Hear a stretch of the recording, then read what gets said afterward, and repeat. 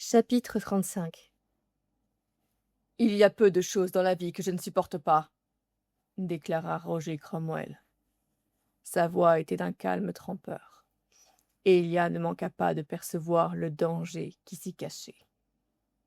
Une chose que je déteste, ce sont les surprises. Une autre, c'est la déloyauté.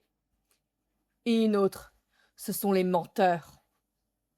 Et les homosexuels, ajouta Ilia mentalement. Mais ce que je déteste le plus, poursuivit Cromwell, c'est d'être embarrassé. Et je déteste surtout quand la Ligue est embarrassée. Ça a l'air terrible, dit Ilia d'un ton calme.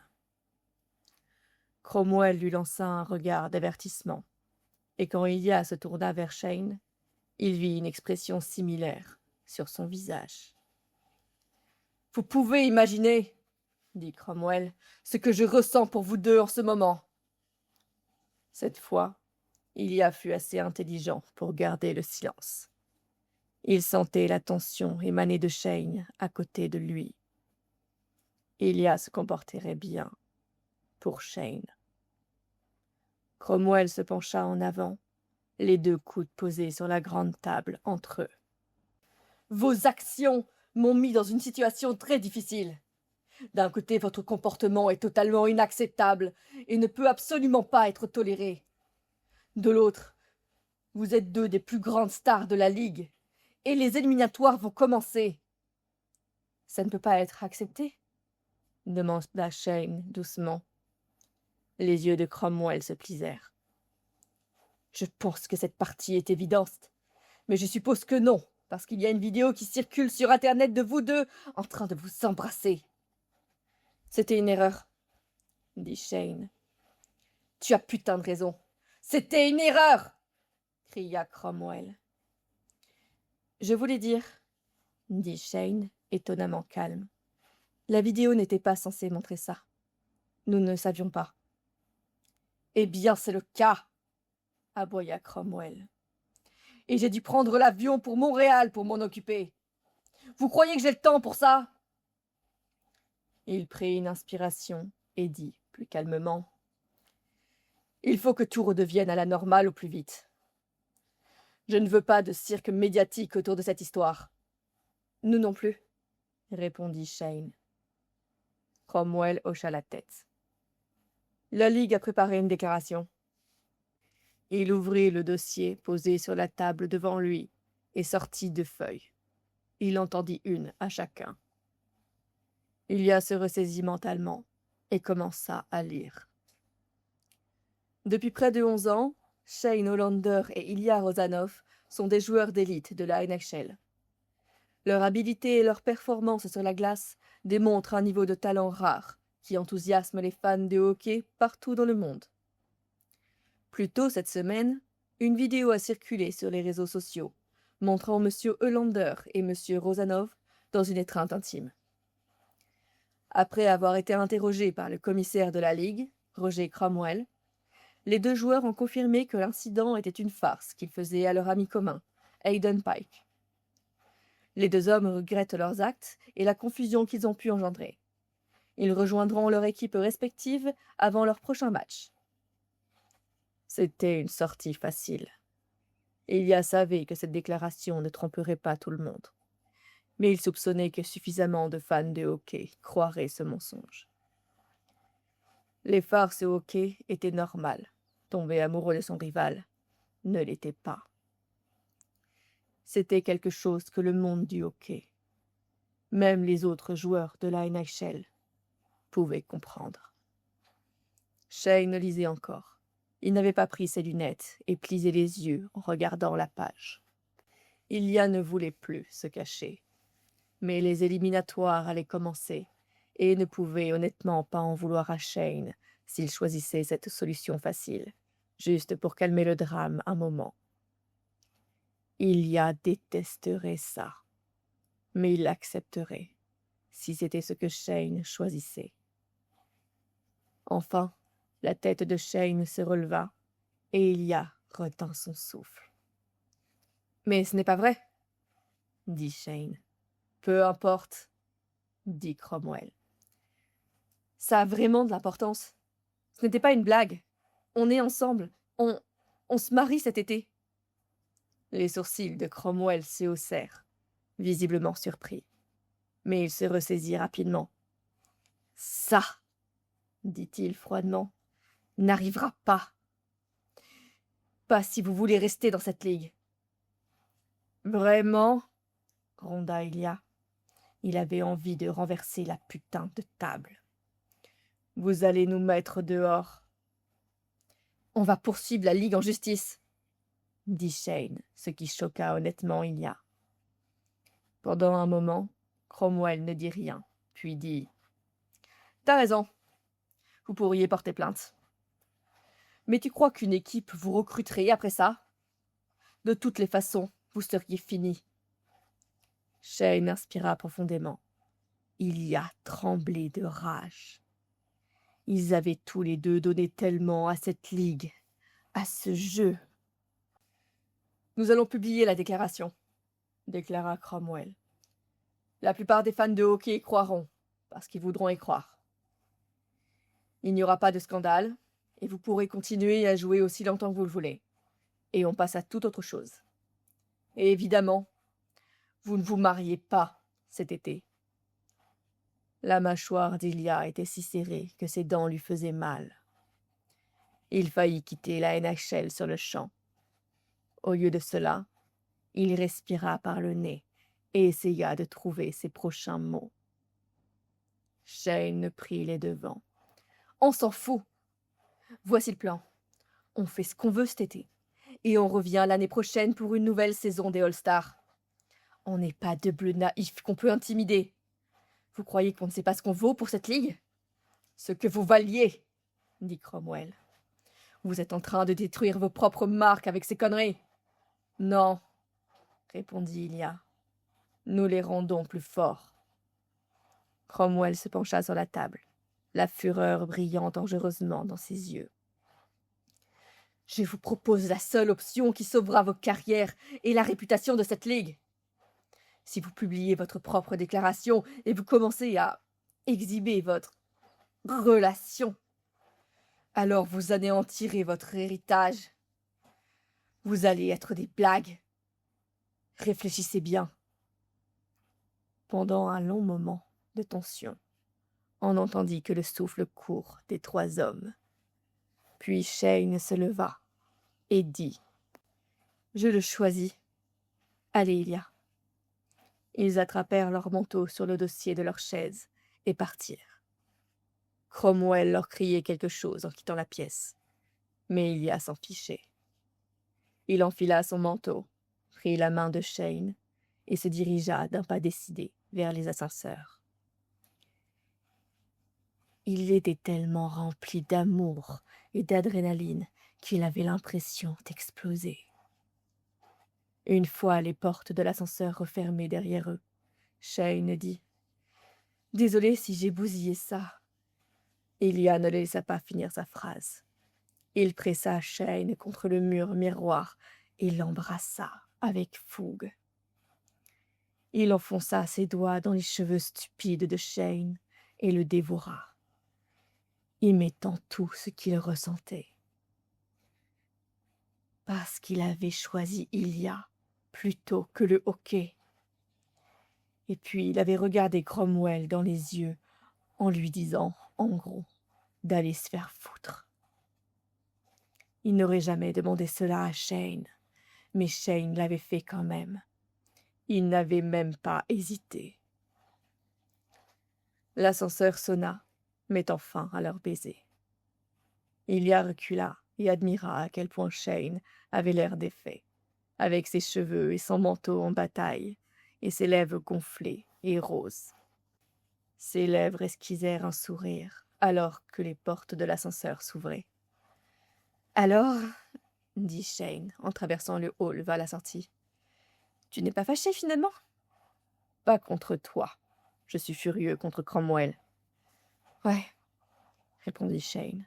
« Eh bien, j'ai enregistré la réunion, alors. » Ilia en resta bouche bée. « Putain, Hollander, bon travail. » « C'était une idée de maman. » au cas où on en aurait besoin. Mais je pense qu'on va bientôt jouer tous les deux. » Ils sortirent sous le soleil de fin de matinée. C'était fin mars, et Montréal commençait enfin à dégeler. Mais il faudrait un certain temps avant que l'hiver ne soit déclaré terminé. Ils marchèrent vers l'endroit où ils s'étaient garés. Puis Shane s'arrêta et jeta un coup d'œil par-dessus son épaule. « Quoi ?» demanda Ilia. « Tu sais quoi? Il y a un endroit à proximité qui fait le meilleur poulet parmesan. J'ai toujours voulu t'y emmener. » Le cœur d'Ilia bondit de joie devant l'audace de Shane. À quel point il était sûr de lui, à propos d'eux. Il sourit et dit « Si Hayden ne voit pas d'inconvénient à garder Anya encore un peu. » Shane lui rendit son sourire. « Je vais vérifier, mais il était assez content de nous rendre ce service, alors on devrait en profiter tant qu'on peut. » Ils se mirent en route vers le restaurant. « Hayden est un bon gars, » dit Ilia. Shane le poussa doucement. « Tu vas lui dire ça? »« Peut-être, un jour. » Il prit la main de Shane et ils marchèrent, doigts entrelacés, dans une rue animée du centre-ville de Montréal, la tête haute. « Et celui-ci » demanda Ilia, montrant l'écran de son téléphone à Shane. Shane fronça le nez à ce sujet. « J'ai l'air bizarre dessus. »« Ouais, mais moi je suis très bien. » Shane donna un léger coup de poing sur la poitrine d'Ilia, ce qui fut facile à faire, car sa tête reposait dessus. Ils étaient tous les deux nus, emmêlés dans leur lit, essayant de trouver la série parfaite de photos pour accompagner la déclaration de leur post Instagram commun. Shane était, pensait Ilia, trop pointilleux à ce sujet. « Celui-ci » suggéra Shane, en montrant son téléphone à Ilia. C'était une photo prise par Yuna, où ils apparaissaient ensemble en survêtement d'entraîneur, le premier jour de leur premier camp de vacances caritatifs. « Bien, d'accord, » acquiesça Ilia. « Très respectable. »« C'est peut-être suffisant, » réfléchit Shane. « Nous en avons 4 ?»« Encore une, » dit Ilia, en tendant la main, tenant le téléphone au-dessus d'eux. « Pas question !» répondit Shane en se tortillant. Ilia l'attira contre lui en passant un bras autour de ses épaules. « Au cas où les gens douteraient encore de notre relation. »« Non !» Shane poussa un cri aigu. « Pour moi, alors, » dit Ilia, et embrassa le sommet de la tête de Shane. Shane se détendit contre lui. « Très bien. » Ilia prit quelques photos rapides, puis baissa son téléphone pour les regarder. « Oh » dit Shane doucement. « Regarde-nous. » Ils avaient tous les deux l'air tellement amoureux que c'en était dégoûtant. « Je garde celle-ci, » dit fermement Ilia. « Je suppose qu'on n'est plus obligé de supprimer ce genre de photos, » dit Shane. « Dans la limite du raisonnable.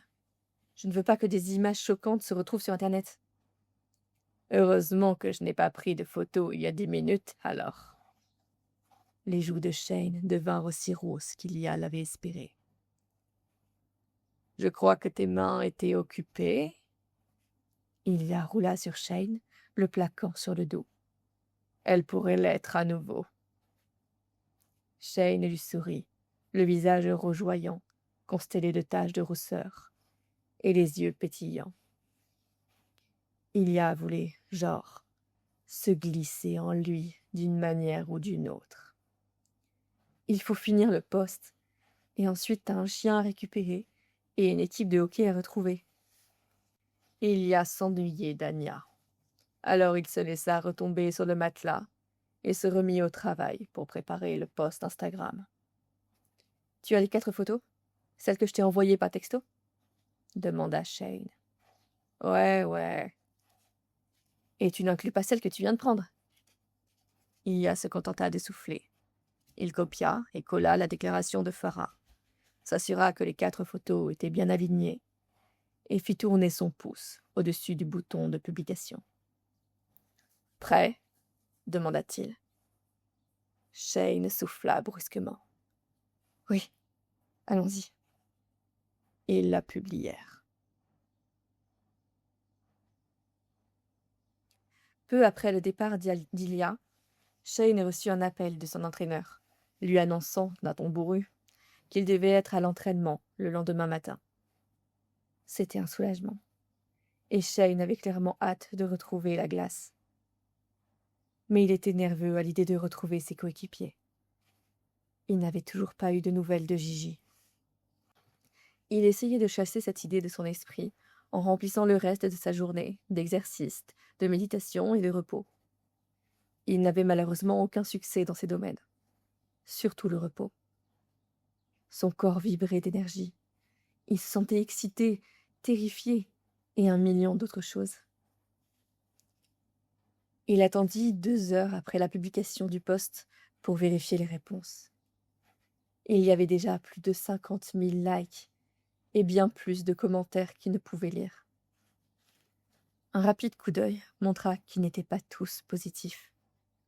Mais beaucoup l'étaient. La plupart l'étaient. Peut-être que tout finirait par s'arranger.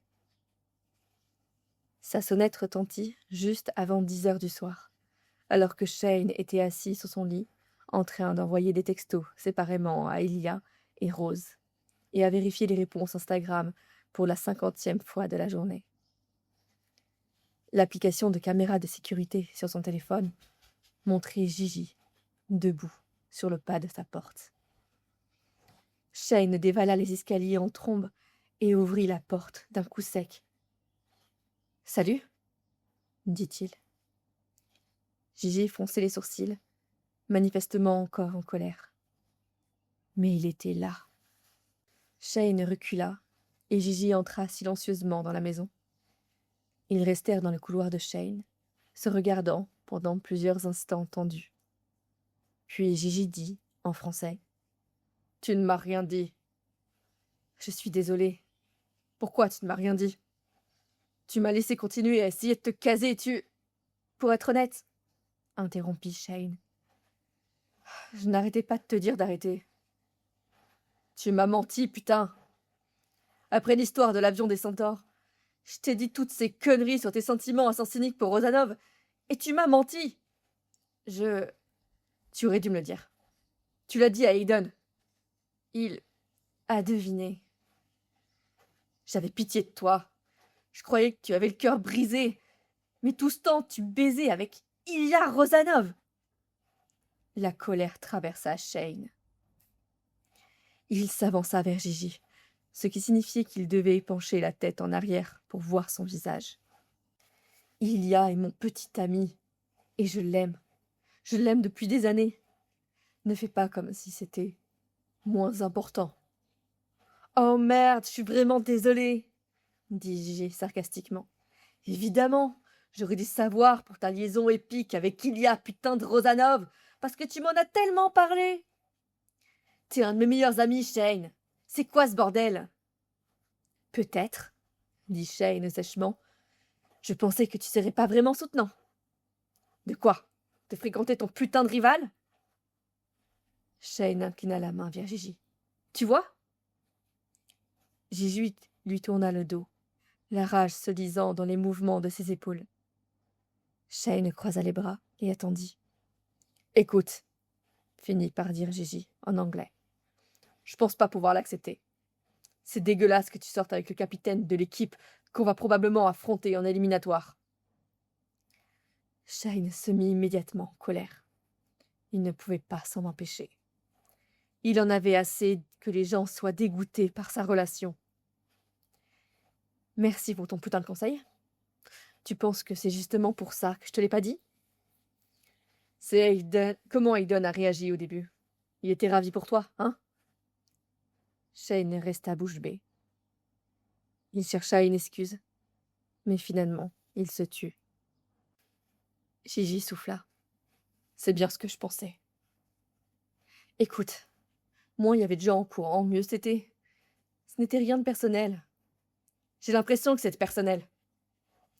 Bon sang, tu veux bien arrêter? Je cache ce truc depuis 11 putains d'années.